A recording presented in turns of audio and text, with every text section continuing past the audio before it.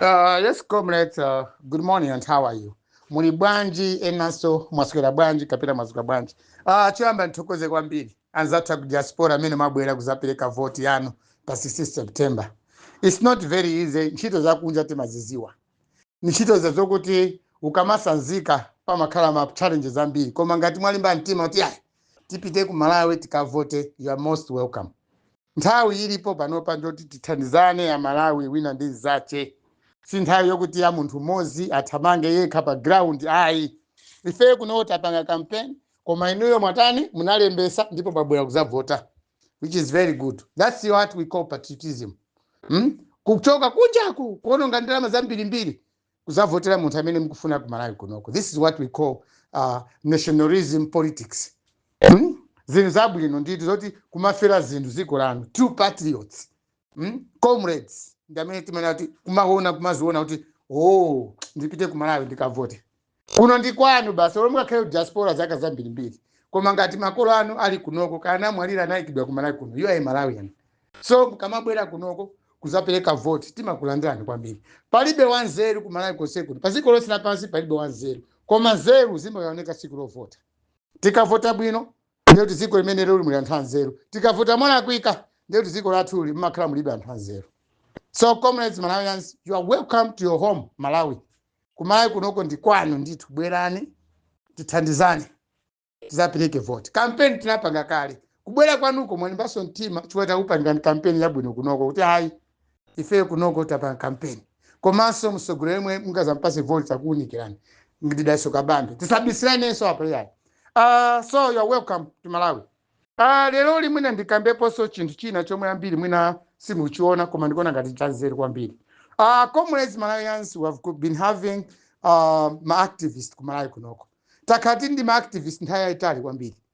Taona anzanga amayankhulira anthu osauka ena amayankhulira anthu olemera, ena amayankhulira anthu opuwala. So many people have been in activism. Koma chodabwisa nchokuti kapena chomwe ndikudabwa nacho nchokuti panopa I think the entire team activist atiuze zenizeni kodi akuna candidate amene ali wabwino akuzathandiza Amalawi ndi ndani. Anthu ajamayimilira aja mwauza kuti avotere ndani.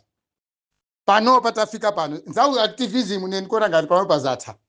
Tione kodi Amalawi panopa mungaunikire bwanji iniwo ma activist azavotere msogolero wotani. Taona asogolero amene wa for 60 days campaigning across the country.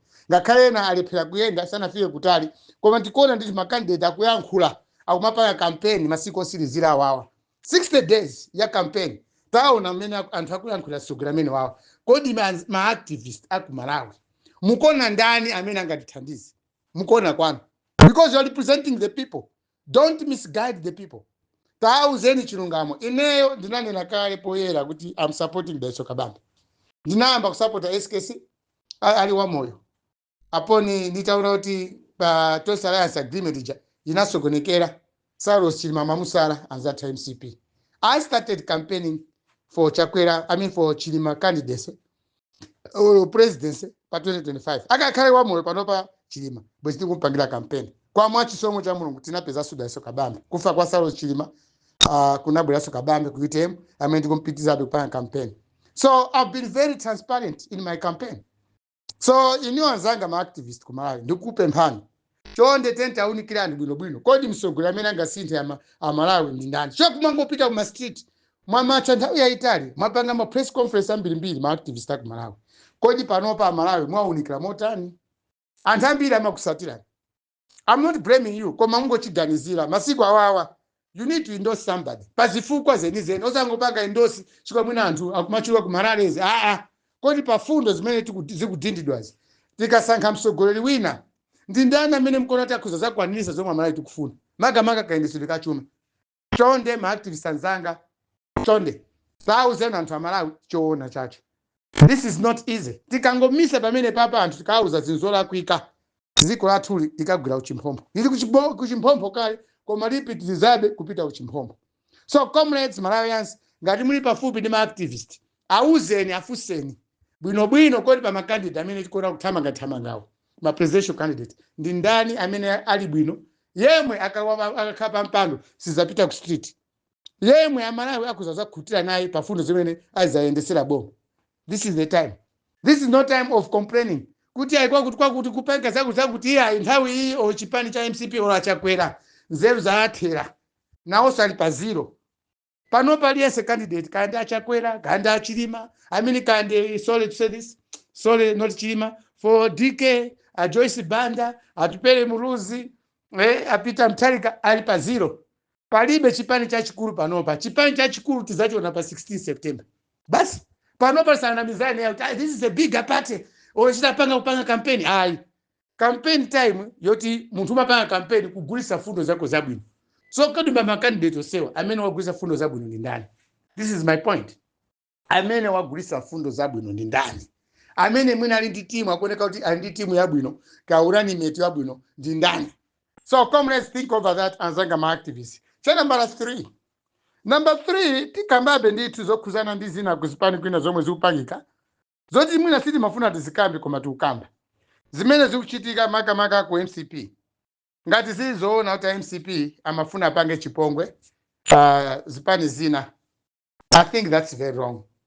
Nthawi iyi chonde convoy ya anzani kamaenda talikirani. Olo imani pambali anzani aduse. Because this is sensitive time. Zapangika kukasungu zokuzana ndi chipani cha Ford. It's unbecoming. I know ku MCP kulibe usogoleri. Ku MCP panopa kulibe usogoleri. As I've said, everyone is alpa zero. So when there's no leadership in MCP, aliyense alindi mangawa ache omwakuonesa kwa anthu. Ndi mangawa amene ajamalawi tenta chose. Tonde nthawi chwa ku MCP usogoleri kulibe. That's why panopa wa campaigning against MCP. There's no leadership in MCP. Kulibe leadership. Olo ku MCP mkati muone kulibe so running mate 1-0. Ndizi mezi uchitika. Komanso ku MCP komwe achakwera ali pa zero. Sangapange zinthu zina zili zonse to stop or to control the people. Palibe. Anthu awo akuchipani sangapange control. Ku MCP zizabalika zonse zimene tikuona zichita ku MCP panopa. Ndizi zomwe amangopanga ma members okha poganiza ndi mene akuna pa ground mene palili mene azipani zina kupangira campaign. So comrades, Malawians, let's not accept and let's not allow this type of things. Ndi nthawi iyi yokuti ngati wina wakupanga nkhaza kuchipani kwanu inunso mukhoza kupanga nkhaza nthawi zina, which is not good. Koma zatu amene muli IMCP makamaka ku Central Region tonsefe maswate ku Central Region. So Central Region ndikumene ukhangati kuli anthu oti alephera kuyendesa boma lathuli. Usogolero wakose wa ku Central Region wa Malawi Congress Party walephera kuyanjanisa anthu ku Central Region. Anthu ku Central Region akuzitenga ngati aliyense kumene jani mchewa kapena ndi mulendo. Ayi. Central Region kuli capital city yathu Lilongwe ndi atonsefe Malawi. Makolo athu anamanga nawo capital city imene iyi. Palibe, no one is owning Central Region. Chimodzimodzi, no one is owning Northern Region, Eastern Region or Southern Region. Madera onsewa kuli Malawi amitundu osiyana-siyana. Ndeti kamapangirana nkhanza pa nkhani ya ndale. It's not good. So comrades, Malawians, this is not on. Sizabwino zimene zizayi. Izi zomati convoy ya wina ikubwera kuiona ikubwera iweso basi. Pezo ndi chigamulo chabwino komanso uli ndi mkwiyo. Musogolero wa chipani chanu akulephera panga campaign yabwino. Ndiye basi kungokwira wina aliyense ayi tenti pange campaign yabwino. Malawi ndi watu onse uyuyo. Pamene ndisiye paepo. Chinanso number 4. Comrades, Malawians, anzanga akulikoma. From Likoma Island. Mwakhala mukundizuza kwambiri. You have been calling me now and then. Comrade Wala akabambe abwereko kulikoma kapena Matthews Mtumbuka abwere kulikoma. Comrades, Malawians, I've just sent the message to the president. Ndauza a president Adeso Kabambe, ndauza also a Matthews Mtumbuka ananimate. Kuti one of the days apite kulikoma.